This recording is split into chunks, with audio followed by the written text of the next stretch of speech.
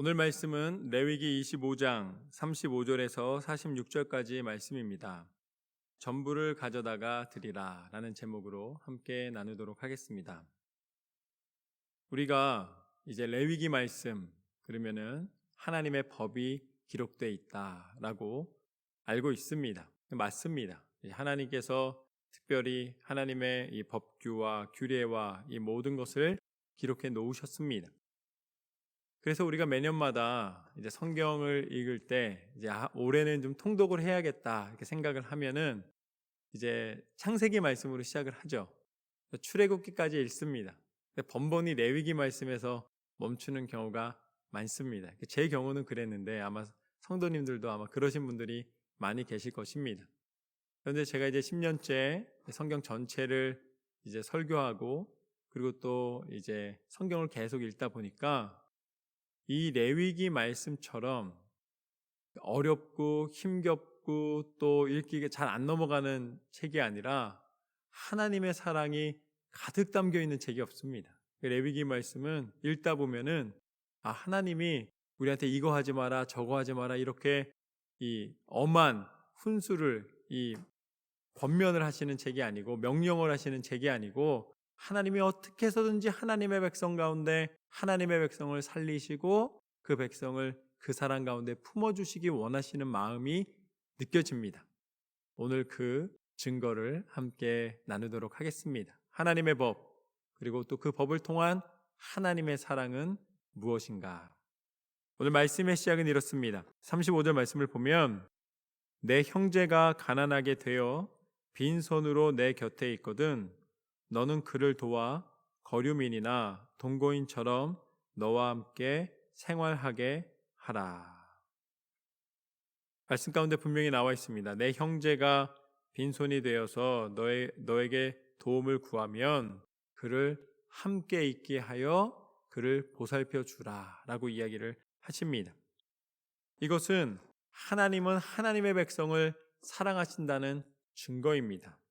그렇지만 우리가 하나님께서 역사하실 때에 하나님의 사랑이 어떻게 증거되는가?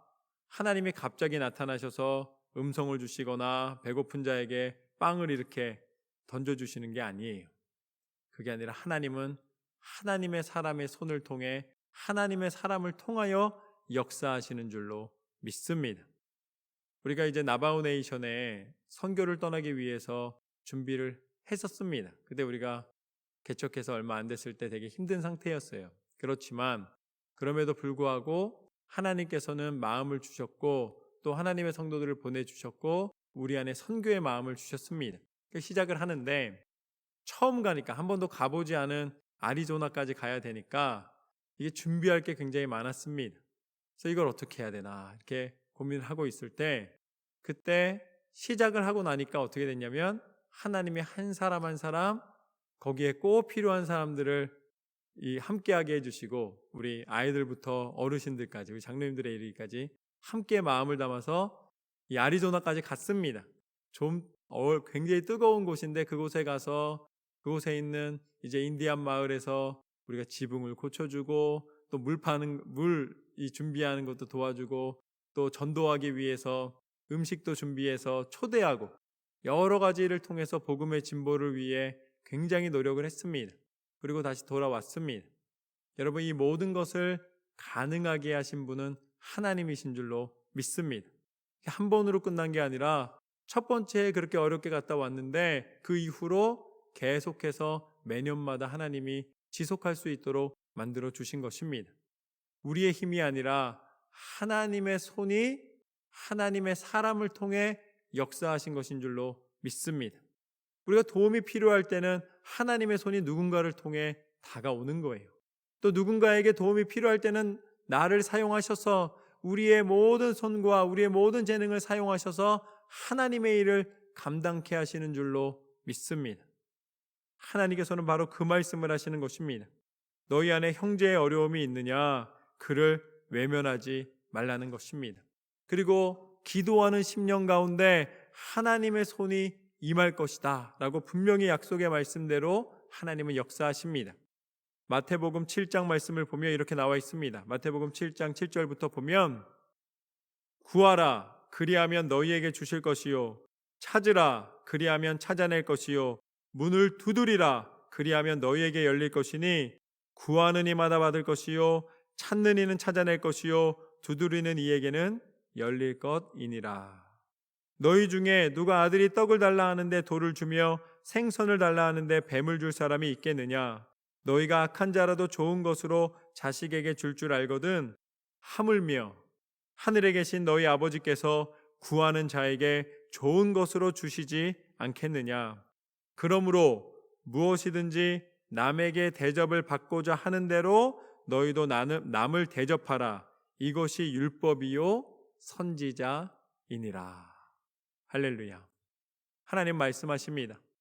너희가 베풀 때에 이 말씀이 이루어지는 것이다. 선지자나 이 율법학자들은 이제 전하는 사람들이에요. 그렇기 때문에 우리는 듣게 되는 것입니다. 그런데 듣는 것으로 하나님의 말씀의 역사가 끝나는 것이 아니라 그것을 듣고 행할 때에 하나님의 손이 그 가운데 증거되고 나타나는 줄로 믿습니다. 여러분, 하나님은 하나님의 사람을 통해 일하십니다. 하나님의 사람을 통해 역사하십니다. 그래서 레위기 오늘 말씀의 36절부터 38절까지 말씀을 보면 더 구체적으로 말씀해 주십니다. 너는 그에게 이자를 받지 말고 내 하나님을 경외하여 내 형제로 너와 함께 생활하게 할 것인즉 너는 그에게 이자를 위하여 돈을 꾸어주지 말고 이익을 위하여 내 양식을 꾸어주지 말라. 나는 너희의 하나님이 되며 또 가나안 땅을 너희에게 주려고 애굽 땅에서 너희를 인도하여 낸 너희의 하나님 여호와이니라. 할렐루야. 하나님 말씀하십니다. 너희 가운데 진정한 사랑의 마음으로 그들을 도우라. 이것이 오늘 말씀의 첫 번째 교훈입니다. 나눔의 손을 통하여 하나님의 사랑이 증거된다. 하나님은 이 법을 말씀하신 이유는 단 한 가지입니다. 하나님의 사랑을 증거하는 손이 되라는 것입니다. 목사님, 그러면 이제 우리는 이자를 받아서도 안 되고 어떤 이익을 취해서도 안 되겠네요. 그것은 이 말씀을 잘못 이해하시는 거예요. 말씀에서 장사하지 말아라, 여기서 이익을 얻지 말아라 말씀하신 것이 아닙니다. 언제 말씀하시는 거예요? 어려운 일을 외면하고 지나치지 말라는 것입니다. 누군가 괴로움을 당하고 내 형제 중에 어려움이 있다면 그를 위하여 돕되 거기에 다른 생각을 가미하지 말라는 것입니다. 그래서 만약에 그에게 도움의 손길을 줄 때에 거기에 다른 나의 이익을 위해서, 다른 의도에 의해서 하지 말고 하나님이 주신 마음을 가지고 그에게 진정으로 사랑의 손길로 함께해 주어야 된다라고 말씀하고 계신 것입니다. 이것은 무엇을 통해 이루어지는가? 진정한 사랑의 고백을 통하여, 진정한 사랑의 나눔을 통하여 이루어지는 줄로 믿습니다. 이것을 가능하게 하는 것은 다른 것이 아무것도 없습니다. 오늘 말씀에서 나온 하나님의 그 음성을 듣고 하나님 말씀대로 순종하여 서로를 위하여 기도하고 서로를 배려하며 그들의 형편을 살펴 함께할 때에 가능한 줄로 믿습니다. 하나님께서 말씀하신 대로 서로를 사랑하는 마음으로 나누고 협조하고 또 협력하고 도우는 저와 여러분의 삶이 되시기를 소망합니다. 계속해서 39절에서 42절 말씀을 보면 먼저 39절에 보면 이렇게 나와 있습니다. 너와 함께 있는 내 형제가 가난하게 되어 내게 몸이 팔리거든 너는 그를 종으로 부리지 말고. 이제 그냥 가난한 게 아니에요. 조금 도와주면 피할 수 있거나 아니면 같이 살면서 다시 나갈 수 있는 여력이 있거나 이런 상황이 아니라 이제는 팔려야 한다라고 표현될 만큼 아예 그 모든 어려움을 벗어날 수 없는 상황이 된다면 이렇게 나와 있습니다. 그랬다면 그를 종처럼 부리지 말아라 라고 말씀을 하십니다. 그렇지만 그 이유에 대해서도 말씀하십니다. 40절 말씀에 보면 품꾼이거나 동거인과 같이 함께 있게 하여 희년까지 너희를 섬기게 하라. 희년은 이제 50년마다 돌아오는 이 자유의 날입니다. 그러니까 하나님이 이 자유를, 종되었던 사람도 자유를 얻을 수 있도록 하나님이 그 해를 허락하여 주셨습니다. 그런데 그 해에 해당한 사람처럼, 그 희년에 해방받은 사람처럼, 자유함을 얻은 사람처럼 그렇게 팔려왔다 할지라도 종처럼 대하지 말고, 그가 종이냐 아니냐를 따지지 말고 모든 사람을 사랑으로 대하라 라고 말씀을 하십니다. 그래서 41절과 42절 말씀을 보면, 그때에 그와 그의 자녀가 함께 내게서 떠나 그의 가족과 그의 조상의 기업으로 돌아가게 하라. 그들은 내가 애굽 땅에서 인도하여 낸 내 종들이니 종으로 팔지 말 것이라. 이렇게 도움을 구하여 오고 그 상황이 어느 정도냐면 팔려온 것처럼 왔다 할지라도 그들을 도와서 그들을 동거인 함께 일하는 사람처럼 여겨주고, 그들에게 여력이 생기면 어떻게 하라는 것입니까? 그들이 다시 회복할 수 있도록 그들을 도와주라는 것입니다. 여기서 하나님이 분명히 우리에게 주시는 말씀이 있습니다. 그것은 무엇이냐면, 우리는 하나님의 종이다 라는 말씀입니다. 우리는 하나님의 종이다. 오늘 하나님이 뭐라고 말씀하시냐면, 비록 그들이 너희에게 팔려갔다 할지라도 그들은 내가 애굽에서 인도하여 낸 내 종이다 라고 말씀을 하십니다. 너에게 소유권이 있는 것처럼, 너에게 그 모든 권한이 있는 것처럼 와 있다 할지라도 결국 하나님의 손에, 하나님의 인도하신 가운데, 하나님의 소유권 가운데 있음을 말씀해 주시는 것입니다. 그래서 우리는 그들을 종으로 다루는 것이 아니라 이제 그들을 어떻게 다루는, 그들과 어떻게 관계를 갖는 것입니까? 협력자 혹은 통로로 이해하는 것입니다. 왜 그것이 중요하냐면 우리가 하나님의 종이기 때문입니다. 그런데 우리가 하나님의 종이 되었다는 것은 하나님 아래서 모든 것이 노예처럼 되어 있는 것이 아니라 하나님을 우리가 함께 하나님의 협력할 수 있는 하나님의 사람임을 말씀해 주시는 것입니다. 그러니까 하나님이 하라고 행하라 하시는 것을 행하는 것은 우리가 로봇처럼 그냥 말하면 바로바로 이렇게 하는 게 아니라 하나님이 우리에게 권면하셔서 우리를 통하여 하나님의 일을 이루시는 것입니다. 그러니까 우리의 마음을 하나님이 마음대로 컨트롤하지 않으세요. 우리의 마음의 권한을 허락해 주셔서 그 마음을 쓸 수 있도록 우리에게 자유함을 주셨고, 그런 사랑으로 우리를 함께해 주고 계십니다. 여기서 우리가 구별해야 될 것이 있습니다. 왜 이렇게 종에 대해서 하나님의 종이다, 우리 하나님의 서번트다라는 걸 이야기하냐면, 하나님은 분명히 말씀하십니다. 여기 그 영어 성경에 보면은 이들은 나의, they are my servant, not a slave라고 나와 있습니다. 그러니까 무슨 소리냐면 하나님의 종이지 하나님의 노예가 아니라는 거예요. 여러분, 우리는 노예가 아닙니다. 우리는 하나님의 종이에요. 종은 비록 소속은 주인에게 돼 있지만 스스로 맡은 일을 감당합니다. 내가 해야 하는 몫을 해냄으로써 내 존재 가치를 증거하는 거예요. 근데 노예는 뭐예요? 노예는 진짜 시키는 대로 하는 겁니다. 노예는 언제 발생하느냐가 중요해요. 그러니까 목사님, 종하고 노예가 뭐 그렇게 다릅니까? 물론 비슷한 면이 많아요. 누구에게 속해 있고 시키는 일을 감당해야 된다는 거에서는 우리가 혼동될 수가 있습니다. 그런데 하나님의 종되었다는 것에서는 노예라는 의미가 아니라는 거예요. 노예는 언제 발생하냐면 이 당시 구약시대에 보면 전쟁에서 패하면 발생하는 거예요. 여러분, 전쟁에서 패하면 그때는 종이 아니에요. 그때는 뭡니까? 전쟁의 노예가 되는 것입니다. 그래서 그때는 내 권리라는 게 없어요. 나라를 잃어버리면서 권리도 없어집니다. 그래서 결국은 갖다가 어떻게 쓰는 거예요? 물건처럼 사용할 수 있는 것입니다. 여기서 하나님이 종이라는 것은 동족에 대해서 이야기를 하시는 것이고 노예는 아니다라고 말씀을 하시는 것입니다. 그렇다면 하나님이 우리를 하나님의 종이라고 부르시는 이유는 무엇일까요? 우리는 하나님의 종이기 때문에 세상의 권세에 빼앗기지 않는 줄로 믿습니다. 하나님은 지는 분이 아니십니다. 하나님은 어떤 하나님이신가? 하나님은 승리의 하나님이신 줄로 믿습니다. 하나님 안에 있으면 우리는 종이에요. 우리는 서번트예요. 우리는 협력자예요. 하나님이 나를 사용하셔서 하나님의 손이 되게 하시고 하나님의 역사의 증거가 되게 하시고 하나님의 통로가 되게 하십니다. 그런데 우리가 하나님 밖으로 벗어나면 그때는 어떻게 되는 거예요? 하나님의 사람이 하나님 나라 밖으로 갔습니다. 그러면 스스로 노예가 돼버리는 거예요. 여러분, 나는 내가 다스린다고 생각하지만 하나님 밖에서 취하는 모든 것은 달콤하게 다가와서 철저하게 무너뜨려 버립니다. 아주 철저하게 밟아버려요. 그래서 아무것도 남지 못하게 만들어 버립니다. 여러분, 욕심의 끝은 사망에 이르게 되는 것입니다. 하나님을 떠나 있으면 결국은 종이 아니라 노예가 되는 거예요. 세상의 노예가 되는 것입니다. 그런 우리에게 하나님 말씀하십니다. 너희는 나의 종이다.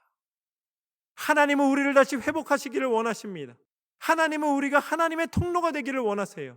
그래서 우리가 하나님을 섬기며 나아갈 때에 우리는 이제는 하나님의 통로였는데, 우리는 종된 것도 감사함으로 나아갈 수 있었는데, 하나님은 우리를 이제는 어디까지 인도해 주십니까? 하나님은 우리를 당신의 자녀까지 삼아주신 줄로 믿습니다. 이제는 종도 아니고 자녀까지 삼아주셨어요. 구약시대에는 하나님이 너희는 내 종이다, 내 백성이다 라고 말씀하셨는데, 어떻게 우리를 자녀까지 삼아주셨습니까? 예수 그리스도의 보혈의 능력을 통하여서. 예수님이 이 땅 가운데 오셔서 우리를 위하여 죽으심으로 말미암아 세상에 노예되었던, 세상에 속하였던 죄된 모든 것을 다 씻어주시고 우리를 하나님의 자녀되는 권세 가운데 죄사함의 권세와 하나님의 은혜를 허락하여 주신 줄로 믿습니다. 그래서 오늘 구약 말씀에서는 이들은 나의 종이다 라고 말씀하셨지만, 이제 예수 그리스도로 말미암아 이 예비된 축복은 다시 더 변하여서 이들은 내 사랑하는 아들이라, 내 딸이라, 우리를 하나님 자녀 삼아주신 줄로 믿습니다. 우리는 더 이상 세상의 노예가 아니라 하나님의 종이라. 이것은 하나님 자녀 삼아주시는 은혜인 줄로 믿습니다. 마지막으로 이제 43절 말씀부터 보면 이렇게 나와 있습니다. 너는 그를 엄하게 부리지 말고 내 하나님을 경외하라. 내 종은 남녀를 막론하고 내 사방 이방인 중에서 취할지니 남녀 종은 이런 자 중에서 사올 것이며, 또 너희 중에 거류하는 동거인의 자녀 중에서도 너희가 사올 수 있고, 또 그들이 너희와 함께 있어서 너희 땅에서 가정을 이룬 자 중에서도 그리할 수 있은즉 그들이 너희의 소유가 될지니라. 너희는 그들을 너희 후손에게 기업으로 주어 소유가 되게 할 것이라. 이방인 중에서는 너희가 영원한 종을 삼으려니와 너희 동족 이스라엘 자손은 너희가 피차 엄하게 부리지 말지니라. 하나님은 우리가 형제된 것에 대하여서 분명히 이렇게 말씀하십니다. 이방 민족 중에서 온 사람은 이제 노예가 되는 게 맞아요. 그것은 우리가 종이라고 부르지만 그들을 다스리고 그들을 취할 수 있다. 그들이 소유가 되고 그들을 사고 팔 수 있다. 그러니까 구약시대의 이야기입니다. 그렇게 하나님이 허락해 주셨습니다. 그렇지만 동족 중에서 가난하여졌다고 해서 그 형제와 자매를 그렇게 만들지 말라고 말씀을 하십니다. 그것은 무엇이냐면, 여기에서는 물론 이제 노예된 사람들을 대상으로가 아니라 형제들을 대상으로 하나님 말씀하시는 것입니다. 그 형제들을 대상으로 뭐라고 말씀하시냐면, 다른 이에게서 하나님의 형상을 보고 서로 존중하라 라고 말씀하셨습니다. 하나님은 내 형제된 것을 외면하지 말라고 말씀하십니다. 그를 엄하게 괴롭히지 말라는 것입니다. 하나님은 서로가 서로를 존중할 때에 하나님의 사랑이 드러난다고 분명히 말씀해 주고 계십니다. 여러분, 우리가 교회에 왜 옵니까? 우리가 교회에 오는 이유를 가만히 생각해 보면은, 우리가 교회에 와서 내 의견을 내기 위해서, 때로는 내가 옳은 사람이라는 걸 증거하기 위해서, 어떻게 보면 내가 무언가를 얻기 위해서 오는 것처럼 생각할 때가 있습니다.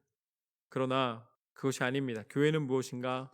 교회는 하나님 말씀대로 순종하여 하나님 말씀하신 대로 서로를 사랑함으로 서로를 격려하고 서로를 위해주고 서로를 위하여 기도해주기 위하여서 하나님이 우리를 불러주신 줄로 믿습니다. 그래서 하나님의 교회를 만민이 기도하는 집이다 라고 말씀해 주신 것입니다. 하나님께서는 우리 가운데 하나님의 백성들이 모여 서로를 하나님의 사랑으로 사랑하고 나누고 함께하기를 원하십니다. 그런데 그것을 무엇을 통해 하는가? 다른 사람을 보면서 하나님의 형상을 보고 하나님을 존중하듯이 주를 대하듯이 행하기를 원하십니다. 그래서 요한복음 13장 34절과 35절 말씀을 보면은 이렇게 나와 있습니다. 새 계명을 너희에게 주노니 서로 사랑하라. 내가 너희를 사랑한 것 같이 너희도 서로 사랑하라. 너희가 서로 사랑하면 이로써 모든 사람이 너희가 내 제자인 줄 알리라. 하나님이 우리 가운데 기대하시는 것은 무엇인가? 우리가 서로 사랑으로 하나 되기를 원하시는 줄로 믿습니다. 그것은 상대방을 존중하고 하나님의 형상을 인정해 드릴 때에만이 가능합니다. 그게 아니면 다 낮게 보는 거예요. 그러나 우리가 서로를 존중하고 나아갈 때에 하나님은 그것을 통해 하나님의 사랑을 드러내시는 줄로 믿습니다. 오늘 레위기 말씀을 통해 하나님은 하나님의 법을 말씀하십니다. 그렇지만 그 가운데 하나님은 하나님의 사랑을 드러내 주셨습니다. 그 첫 번째는 무엇인가? 내 형제의 어려움을 지나치지 말아라. 나눔의 손을 통하여 하나님의 손이 증거되는 줄로 믿습니다. 내가 어려울 때에 하나님의 손이 나를 돕는 것은 하나님께 기도할 때에 베푸시는 형제 사랑의 은혜인 줄로 믿습니다. 내가 다른 이의 어려움을 보았을 때에 그를 돕는 것은 내가 잘나서가 아니라 하나님이 나를 통하여서 하나님의 손을 펼치시는 것인 줄로 믿습니다. 나눔을 통하여 하나님의 사랑을 증거하십시오. 두 번째는 무엇인가? 우리는 하나님의 종이다. 하나님은 우리를 너는 나의 종이다 라고 분명히 말씀하셨습니다. 우리는 더 이상 세상의 노예가 아닙니다. 하나님의 종으로서 하나님이 주신 사명을 감당하는 줄로 믿습니다. 그때 예수 그리스도의 보혈의 능력을 통해 우리를 하나님 자녀되는 권세까지 허락하여 주신 줄로 믿습니다. 마지막으로 하나님께서 뭐라고 말씀하시는가?